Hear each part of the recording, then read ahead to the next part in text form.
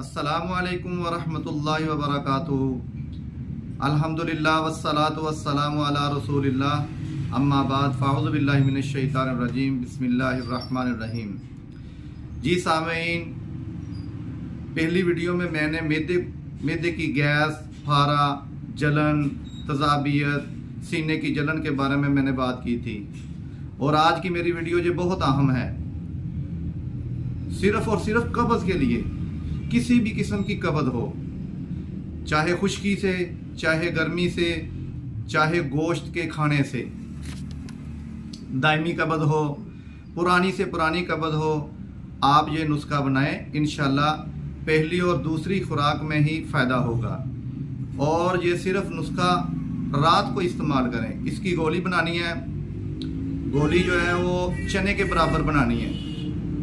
खाने के 1 घंटे बाद इस गोली को इस्तेमाल करें। अगर किसी को कब्ज़ ज़्यादा हो वो 2 गोली इस्तेमाल कर सकते हैं। और ये खाने के 1 घंटे बाद दूध के साथ इस्तेमाल करनी है। इंशाल्लाह इसका बहुत फ़ायदा होगा। आए आप नुस्खे की तरफ आते हैं।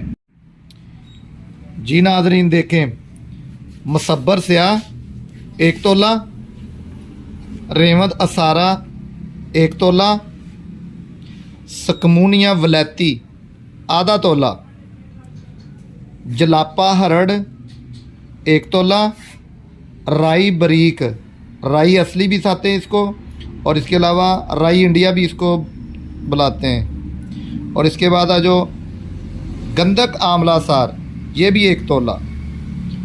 और इसके बाद आए शहमे हंजल, तुम्मे का गूदा लेना है। ये तुम्मा है, ये नहीं लेना, इसके अंदर से जो गूदा है वो निकालना है, वो डालना है इसके अंदर। और इसके अंदर वो जो इसके अंदर बी होते हैं, तुखम होते हैं, वो भी नहीं इसके अंदर डालने, सिर्फ इसके अंदर इसका गूदा डालना है। इन सब चीज़ों को ले लें और इसको ग्राइंड करें अच्छे तरीके के साथ। फिर ये मनक्के के साथ गोली इसकी बना लें, मनक्के के साथ गोली बना लें। अगर गोली नहीं बनानी तो फिर कैप्सूल के अंदर डाल के ये इस्तेमाल कर सकते हैं। इस्तेमाल करें, इंशाल्लाह ज़रूर फ़ायदा होगा।